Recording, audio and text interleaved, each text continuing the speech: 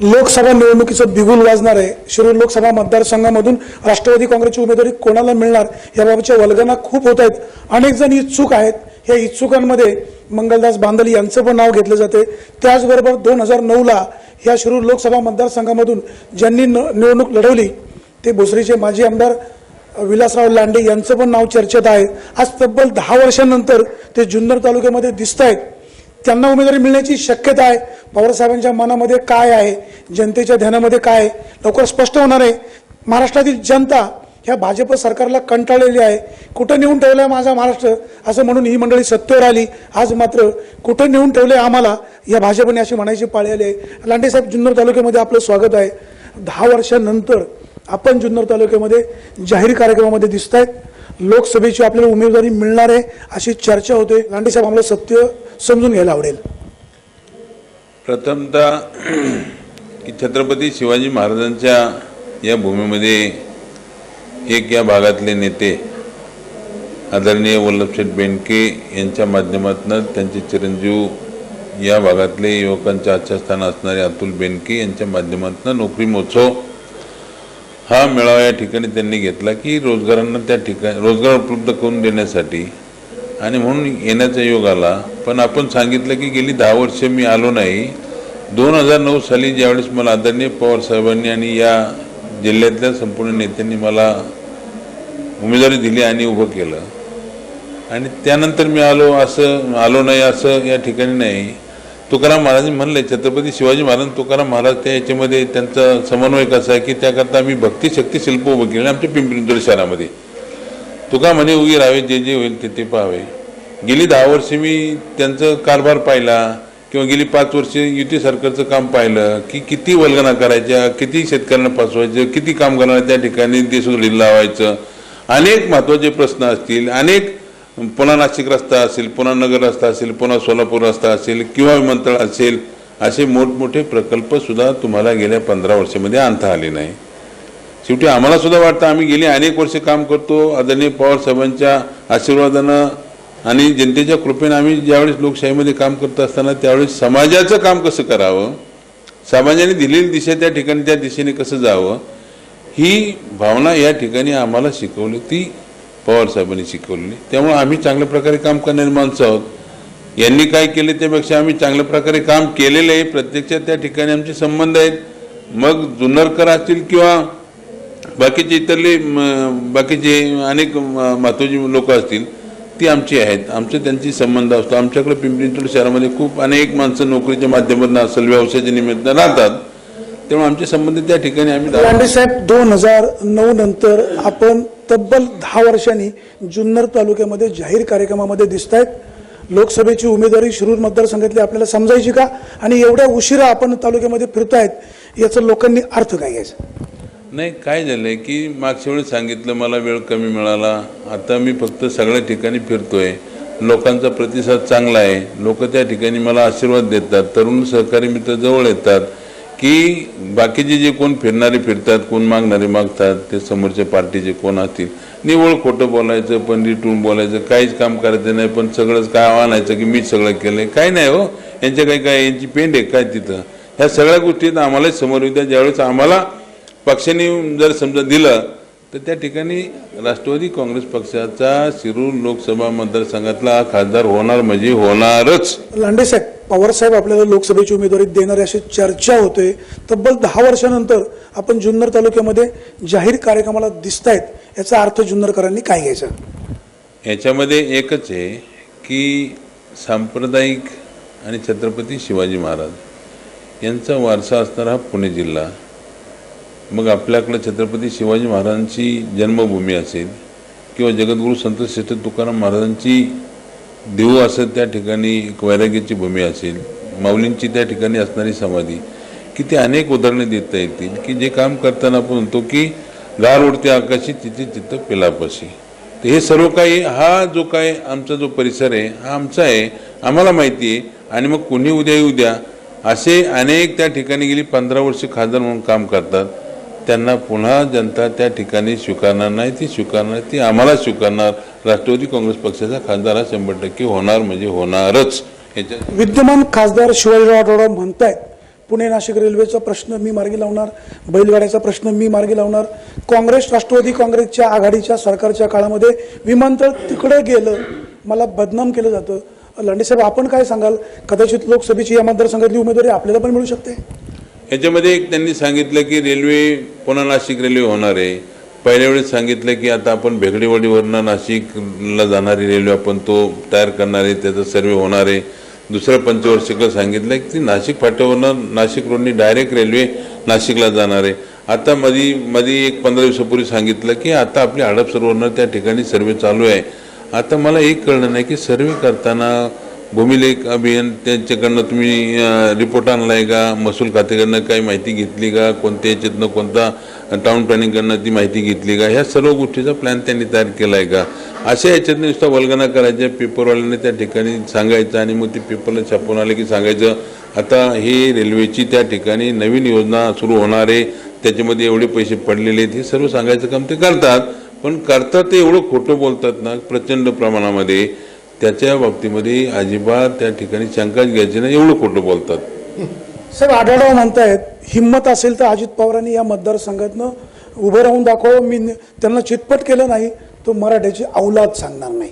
राष्ट्रवादीचा कोणताही कार्यकर्ता, अतुल बेनके असू नाही तर पांडुरंग पवार असू नाही तर आमचे सन्मानित संजय काळे असो, अनेक आमच्या जिल्ह्यातले अनेक नेते, या तालुक्यातले अनेक नेते, कोणालाही संधी द्यावं. यावेळेस राष्ट्रवादी काँग्रेस पक्षाचा खासदार होणार आहे.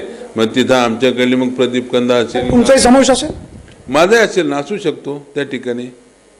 कारण शेवटी मी सुद्धा 2009ला ज्यावेळेस होतो मी लोकांच्यापर्यंत गेलेलो आहे. आढळराव तुमच्या नेत्यांना जे असे जाहीर अप्रत्यक्षपणे धमकीवजा इशारा देतात, हिंमत असून तर अजितराव उभं राहून दाखवा, मी त्यांना चितपट केलं नाही तर मराठ्यांची औलाद सांगणार नाही, एवढा कॉन्फिडन्स येतो कुठून?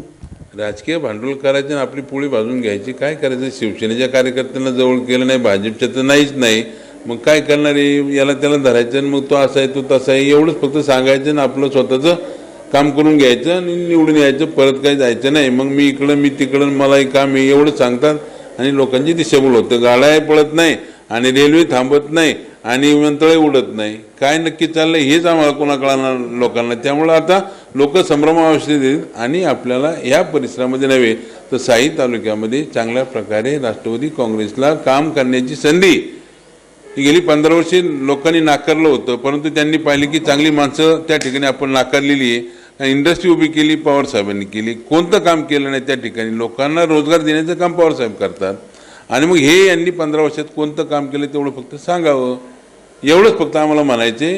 परंतु याच्यामध्ये ह्या सगळ्या गोष्टीच्या बोलतापांना आता लोक बळी पडणार नाही, एवढं मला आपल्याला सांगायचं. जुन्नर तालुक्यामध्ये राष्ट्रवादी काँग्रेसची ताकद भक्कमपणे उभी केली होती माजी आमदार वल्लभशेठ बेनके साहेबांनी. आज बेनके साहेबांची तब्येत बरोबर नाही, पक्षाला चांगल्या प्रकारे उभारी देण्याचं काम केलं आदरणीय अतुल शेठ बेनके आणि पक्षाचे अध्यक्ष पांडुरंगजी पवार साहेब यांनी.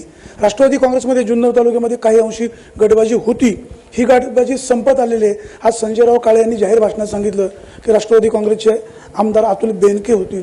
तुम्ही या सगळ्या बदलाकडे कसं पाहता? नाही, याच्यामध्ये कसं आहे की शरद पवार साहेबांना मानणारे सगळेच आहेत. आता घरामध्ये सुद्धा आपल्या घरामध्ये भांडण लागतं, भांडणं होत राहतात, परंतु ती फार काळात राहत नाहीत, थोड्यापुरते असतात, ते समजून घेतात. आता इथं सुद्धा आपल्या या जुन्नर तालुक्यातलं जर विचार करायचा म्हटलं तर वल्लभशेठ बेनकेंचं खूप मोठं काम आहे. 5 धरणं अशी अनेक कामं उभारणी त्यांचा फार मोठा श्रेयाचा त्यामध्ये भाग आहे. मी दुसरं कोणी श्रेय घेऊ नये याच्यामध्ये, ह्या मताचं मी आहे. पण आता आपण म्हणतो की संजय काळे असतील किंवा पांडुरंग पवार असतील किंवा अतुल बेनके असतील, असे अनेक इथं काम करणारे जे आहेत कार्यकर्ते की त्यांच्यामध्ये गटबाजी असं कोणतरी म्हणलं. गटबाजी अजिबात नाही. शेवटी 4.5 वर्षामध्ये गटबाजी म्हणून त्या ठिकाणी आमचा वापर केला, आमच्यात भांडणं लावली, ती सत्तेमध्ये गेले, त्या सत्तेतनं यांना कोणालाच त्या ठिकाणी आम्हाला विचारलं नाही. त्यामुळे आम्ही सगळेच सुधारलो, शहाणे झालो आणि शरद पवार एके शरद पवार, राष्ट्रवादी एके राष्ट्रवादी, एवढंच फक्त त्या ठिकाणी त्यांनी अवलंबलेले आहे. तुमचे आणि भोसरीचे आमदार महेश लांडगे यांच्यामध्ये दुरावा होता, आता संबंध पुन्हा सुधारलेत अशी पण चर्चा होते.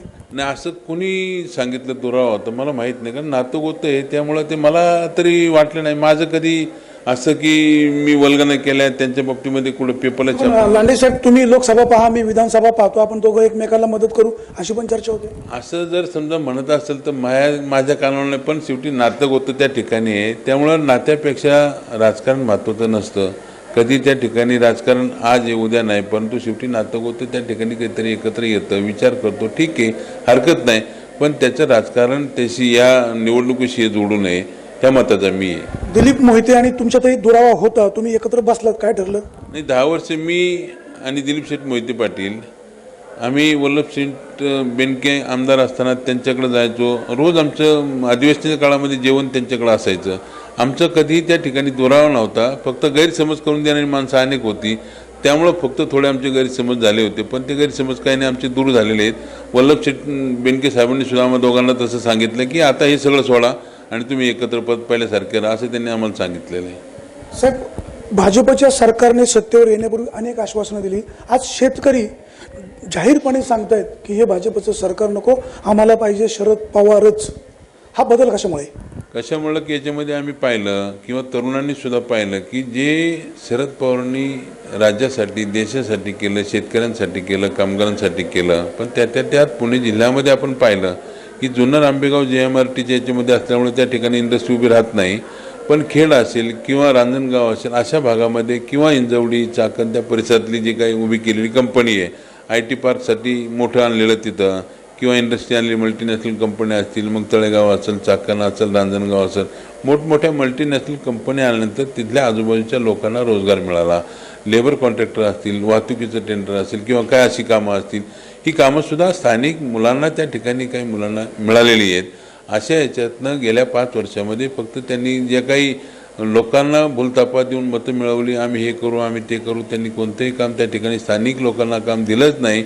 उलट तुमच्या याच्यामध्ये काम करताना नवीन मल्टीनॅशनल कंपनीसुद्धा चाकण, रांजणगाव, तळेगाव या ठिकाणी आलेली नाही.